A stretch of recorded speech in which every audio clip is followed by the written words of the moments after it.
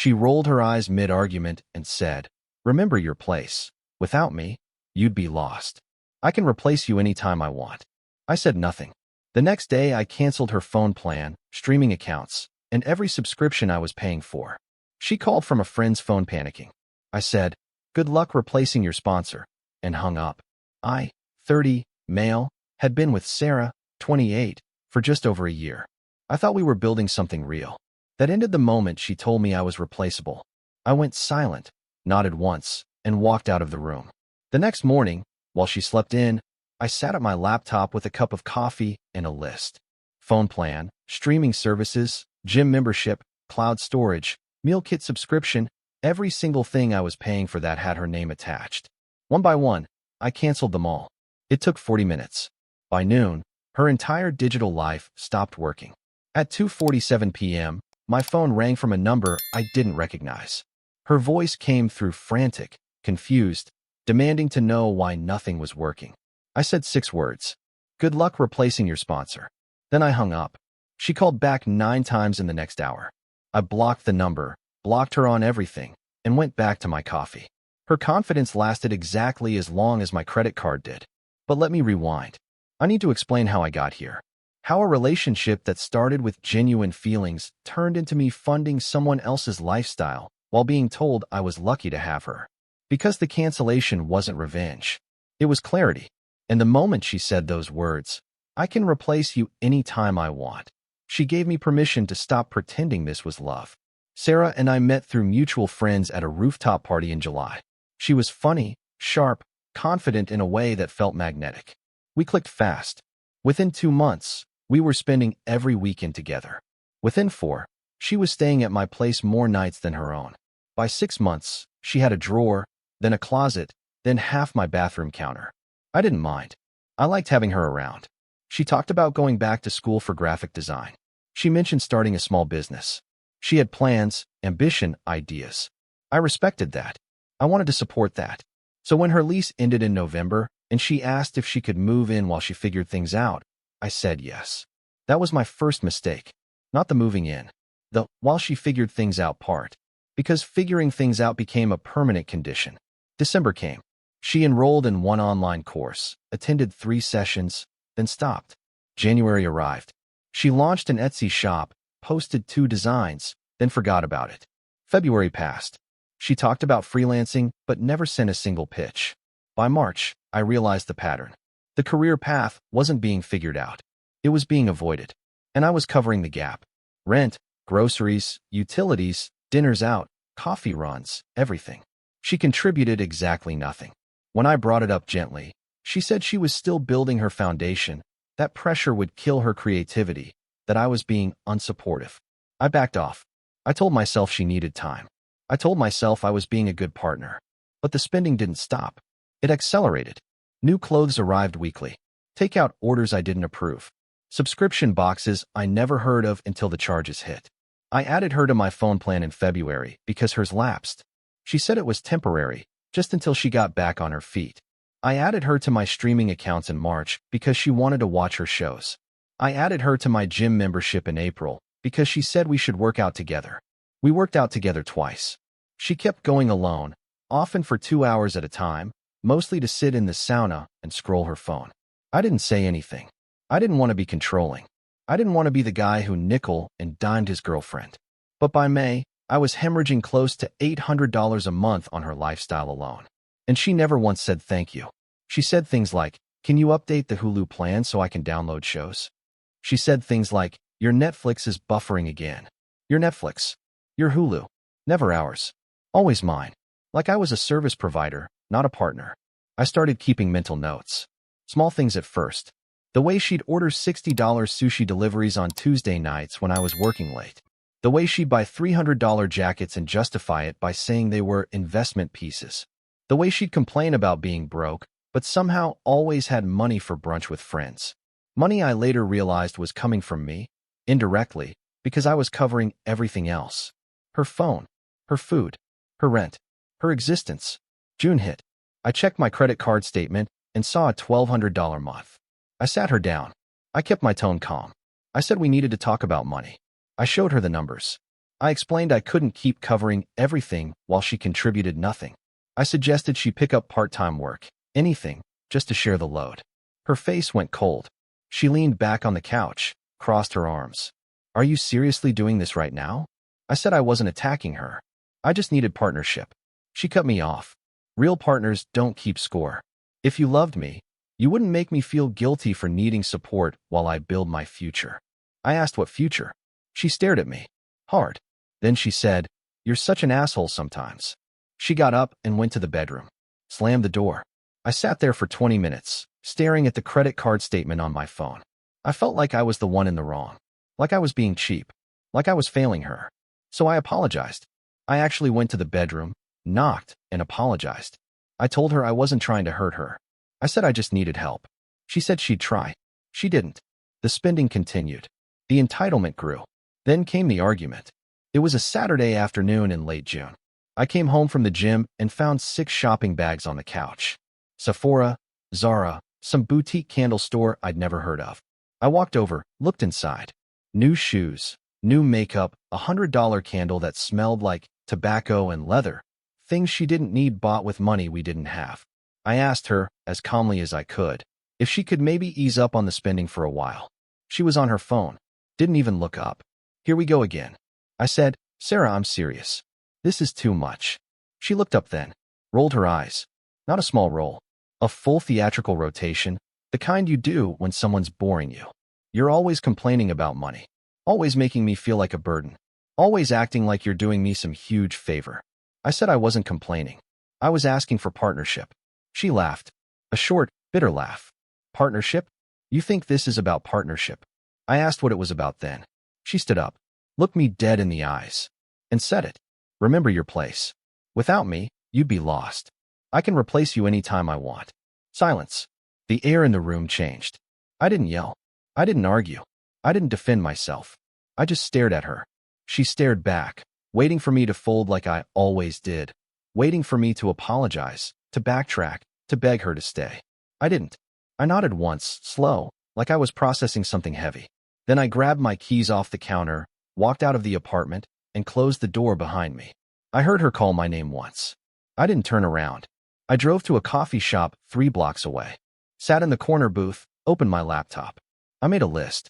Every subscription, every account, every service that had my card attached and her name using it. Phone plan, AT&T Family Plan. Added her in February, $45 a month. Netflix, Premium 4-screen plan, $16. Hulu, no ads plan, $18. Spotify, Premium Duo, $16. YouTube Premium, Family Plan, $23. Disney Plus, $8. HBO Max, $16. Apple Music, even though she had Spotify, she said she needed both for different playlists. $11. Her gym membership, LA Fitness, Couples Plan, $60 total, $30 for her half. Her meal kit service, HelloFresh, $70 a week, $280 a month. Her cloud storage, 2 terabytes on iCloud because she refused to delete photos, $10. Even her damn Audible account, $15 a month for books she never finished. I added it all up. $763 a month. 17 different subscriptions. 17 monthly charges that quietly drained my account while she told me I was lucky to have her. I didn't cancel anything that night. I just wrote it all down, triple-checked the numbers, and saved the list. Then I went home. She was on the couch watching something on HBO Max. My HBO Max. She didn't look up when I walked in. Didn't ask where I went. Didn't apologize. Just kept scrolling her phone with the TV on in the background, double screening, wasting both subscriptions at once. I went to the bedroom, lay down, and stared at the ceiling. I thought about what she said. I can replace you anytime I want. The more I thought about it, the clearer things became. She didn't see me as a partner. She saw me as a wallet, a convenience, a service plan she could upgrade or cancel depending on her mood. And the moment someone sees you that way, you're not in a relationship. You're in a transaction. And I was done being her ATM. Sunday morning. She slept in like she always did, didn't roll out of bed until 11. I woke up at 7:30, made coffee, and sat down at the kitchen table with my laptop. I pulled up the list. I started with the phone plan. Logged into my AT&T account. Navigated to manage lines. Clicked on her number, selected Remove Line. Confirmed I understood the charge would drop next billing cycle. Clicked Confirm. Done. 8:17 a.m. Then Netflix. Opened the account settings, removed her profile, downgraded from premium 4 screens to basic 1 screen. Save changes. Done. 8:23 a.m. Hulu. Same process. Removed her profile, canceled the no ads add-on, dropped it back to basic with commercials. 8:28 a.m. Spotify. Canceled the duo plan, switched back to individual premium just for me. 8:31 a.m. YouTube Premium, gone. Disney Plus, canceled. HBO Max, canceled. Apple Music, canceled. Every single streaming service, one by one. Click, confirm, done. Her gym membership required a phone call. I called LA Fitness customer service at 9:15 a.m., waited on hold for 6 minutes listening to aggressive upsell messages. Finally got a rep named Todd. I explained I wanted to remove the second member from my couple's plan. He asked if I was sure. I said yes. He asked if there was anything he could do to keep us both enrolled. I said no. He processed it. Took 4 minutes. Effective immediately. Her key card would stop working by end of business day. Done. 9:26 a.m. meal kit service. Logged into HelloFresh. Paused deliveries indefinitely. Saved $80 a week starting next Monday. 9:31 a.m. cloud storage. This one was trickier. I couldn't cancel her iCloud directly, but I could remove my payment method from her Apple ID family sharing. Did that. Her 2 terabytes would downgrade to free 5 gigabytes in 30 days. Then her photos would start auto-deleting oldest first unless she paid herself. 9:40 a.m. Audible. Canceled her membership. She'd keep her existing books, but no more monthly credits. 9:43 a.m. By 10:20 a.m., I was finished. 17 cancellations in just under 2 hours. I closed the laptop.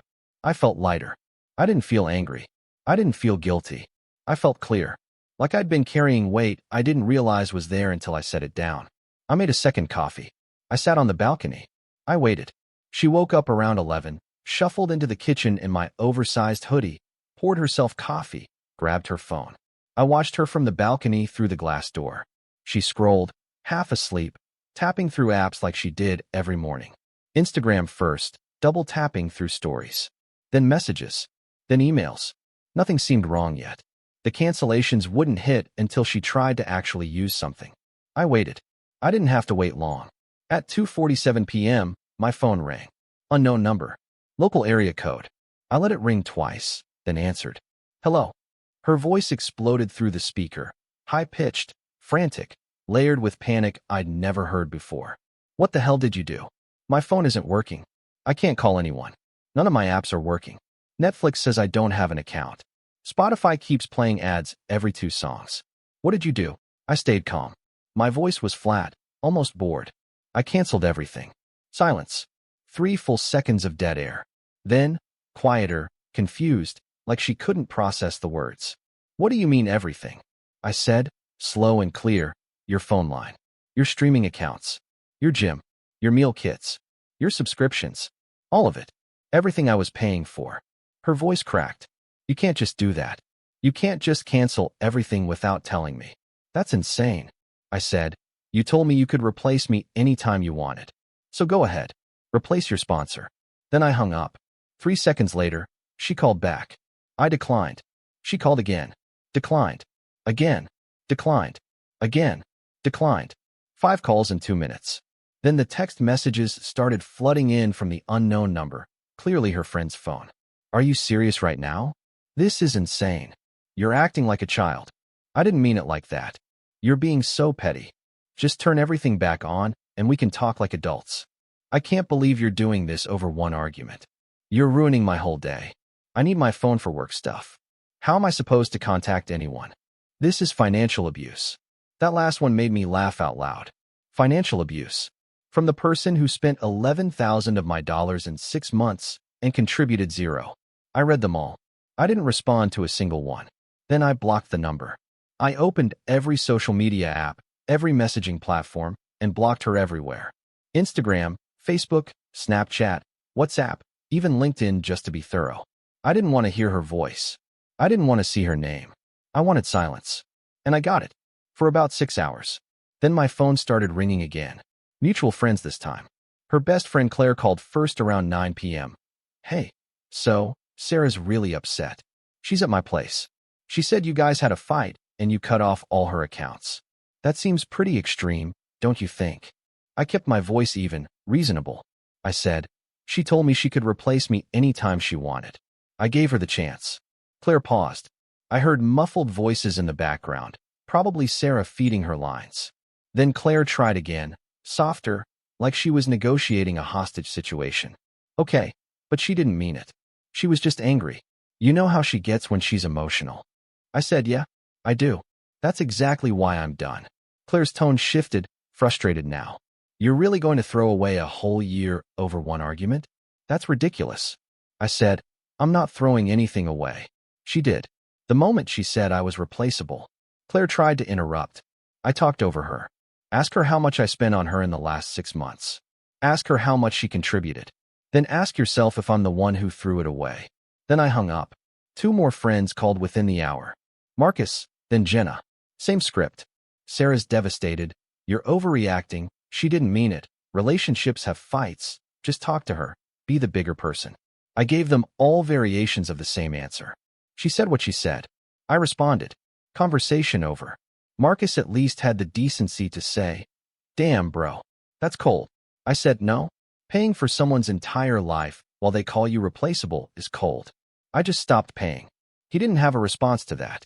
By Monday morning, I knew she wasn't staying at the apartment anymore.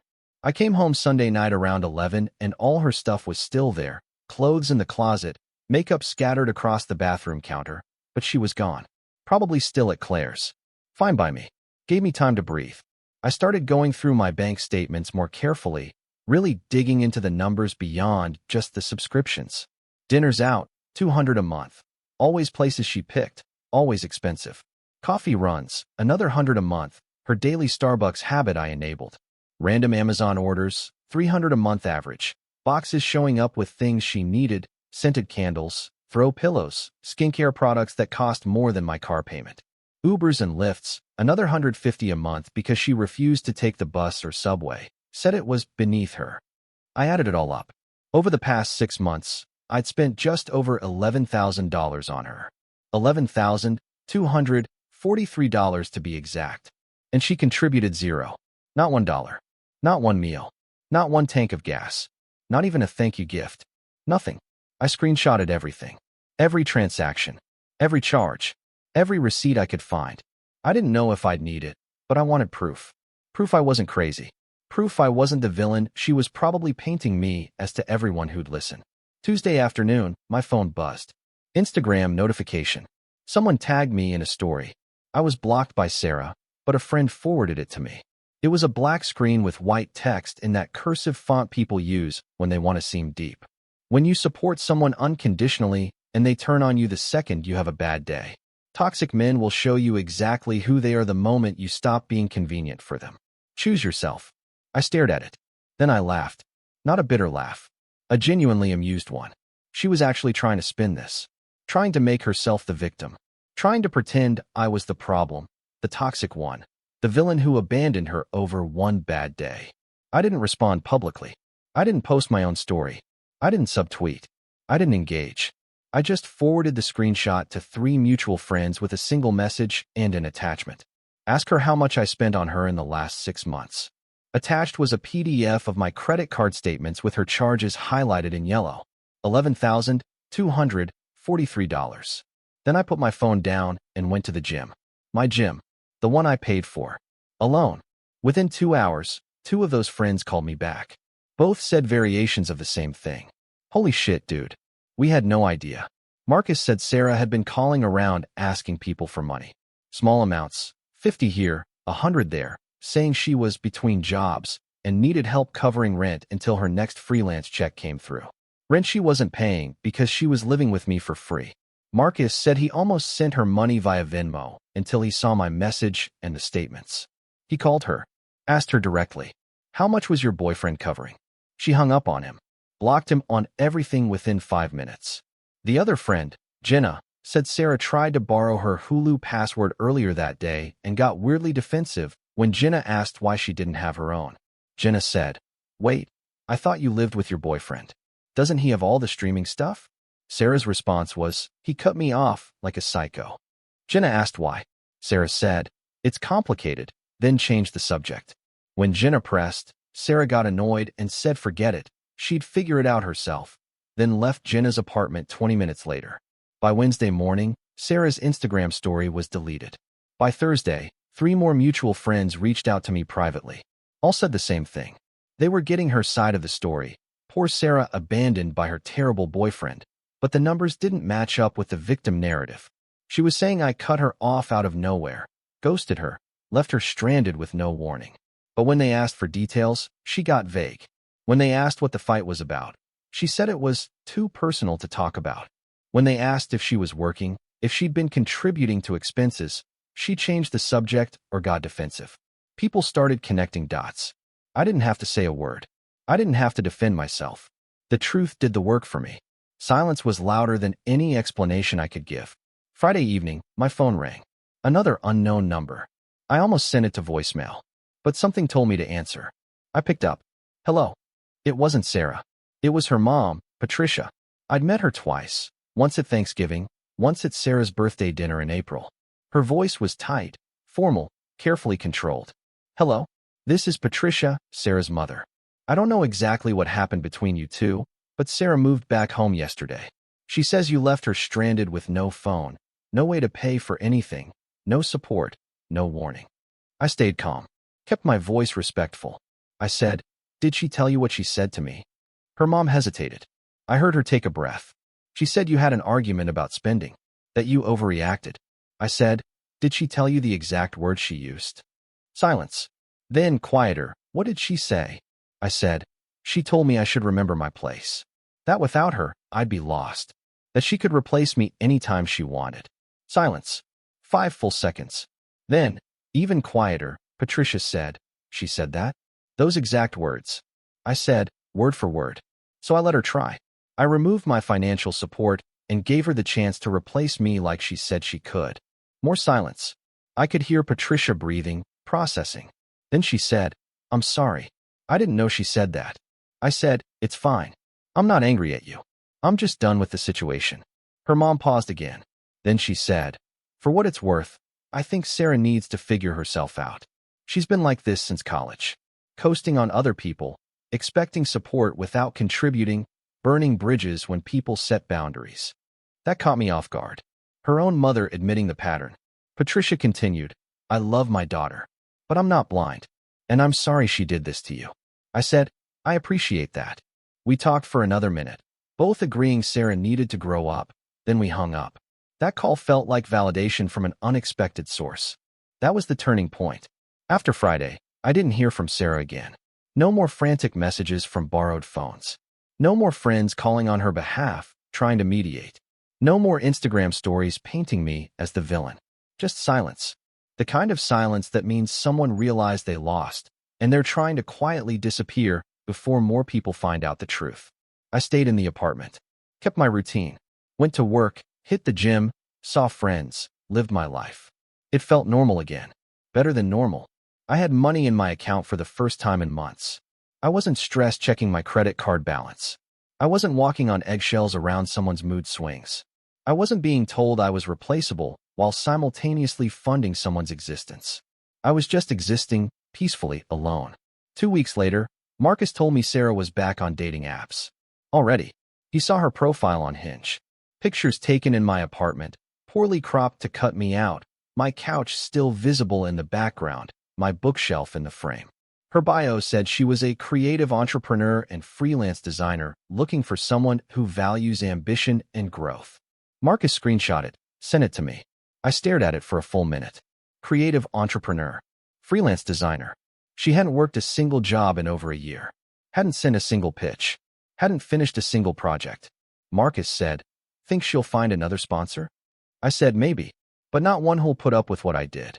He said, how long you think it'll last? I said, depends on how long it takes the next guy to check his credit card statement. He laughed. I didn't, because I wasn't laughing at her anymore. I was just relieved I got out when I did. A month passed. I ran into Claire at a coffee shop, the same one I went to the day of the cancellations. She saw me in line, hesitated, then walked over. Hey, can we talk for a second? I said sure. We grabbed a table in the corner. She looked uncomfortable. Started with, I owe you an apology. A real one. I waited. She continued. Sarah told me you just snapped one day and cut her off out of nowhere. She made it sound completely random, like you woke up and decided to be cruel. I believed her at first. I said, and now? Claire sighed. Now I know better. She's been staying with different friends the past few weeks, burning through favors like they're unlimited. She tried to move in with me full time. I said no. She got mad, said I was being unsupportive, that real friends help each other. I reminded her she hasn't paid for a single meal the entire time she's been crashing at my place. She said she'd pay me back when her business takes off. I asked what business. She didn't have an answer. Claire looked down at her coffee. She's been asking people for money. Not just small amounts anymore. 200 here, 300 there. She told Mike she needed help with a security deposit for a new apartment. She told Jenna she had a medical emergency and needed money for a prescription. Different stories to different people. I started comparing notes with everyone. None of it adds up. I said, that sounds about right. Claire nodded. I get it now. You weren't the bad guy. You were just the first person to actually say no and mean it. I said, I wasn't trying to be the good guy or the bad guy. I was just trying to stop being used. Claire said, well, for what it's worth, you made the right call. She's already on to the next target. Some guy she met on a dating app. They've been on 2 dates, and she's already talking about how generous he is, how he paid for this, bought her that. I said nothing. Claire stood up. Anyway, I just wanted you to know I get it now. And I'm sorry I didn't see it sooner. I said it was fine. She left. It felt like the final piece of closure I didn't know I needed. 3 months later, I'm writing this from the same apartment. Same place, but it feels completely different now. Lighter. Mine again. The space isn't shared with someone who saw me as a checkbook with legs. I'm not funding someone else's lifestyle while being told I'm lucky to do it. I'm not hemorrhaging money every month on subscriptions I don't use for someone who doesn't appreciate them. I'm just living. I started seeing someone new about a month ago. Her name's Amy. She has her own career, works in marketing, has her own apartment in the next neighborhood over, pays her own bills, has her own Netflix account. The first time we went to dinner, she reached for the check when it came. I said I'd get it. She said, okay, but next one's mine. I thought she was being polite. The next one actually was hers. She paid, didn't even hesitate, didn't make it a thing. That's what partnership looks like. Equal effort, mutual respect. No scorekeeping because there's nothing to keep score of. Everything's balanced from the start. When I told her about Sarah, not all the details, but enough, she said, good for you for walking away. A lot of people wouldn't have. I said I should have done it sooner. She said, but you did it. That's what matters. I think about Sarah sometimes. Not often. Not with anger. Not with regret. Just with clarity. She taught me what I won't accept. She taught me that love isn't a transaction, but if someone treats it like one, you're allowed to close the account. She told me I was replaceable. She was right. I was. And so was she. The difference is, I replaced her with peace, with boundaries, with self-respect. She replaced me with nothing, because the kind of partner she wanted didn't exist. Someone who'd fund her life indefinitely, absorb her disrespect, accept being called replaceable, and still stick around begging for crumbs of affection. That's not a partner. That's a fantasy. And reality caught up with her the moment my credit card stopped working. I don't regret the year. I don't regret the support I gave when I thought we were building something real. I regret staying as long as I did after the red flags became impossible to ignore. But I don't regret leaving. The moment she said those words, I can replace you anytime I want, she handed me the key to the door. I just had to be strong enough to use it. And I was. 6 words in response. Good luck replacing your sponsor. Then I hung up. And I never looked back. Some people think silence is weakness. It's not. Silence is clarity. It's the refusal to argue with someone who's already decided you're disposable. It's the understanding that actions speak louder than words, and sometimes the loudest thing you can do is walk away without explanation, without drama, without giving someone the satisfaction of a reaction. I didn't yell. I didn't fight. I didn't beg her to see my worth or understand my side. I just removed my support and let reality do the teaching. And reality was harsh. Because confidence without contribution is just arrogance. And arrogance collapses the moment the foundation gets pulled. She could replace me anytime she wanted. But apparently, Replacing a monthly income of $763 was harder than replacing a person. Her confidence lasted exactly as long as my credit card did. And when the charges stopped, so did the relationship.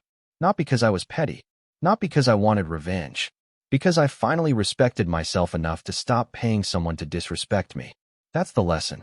That's the closure. That's the ending. I won. Not because I hurt her, but because I stopped letting her hurt me.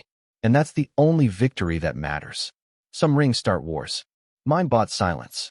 And in that silence, I finally found peace.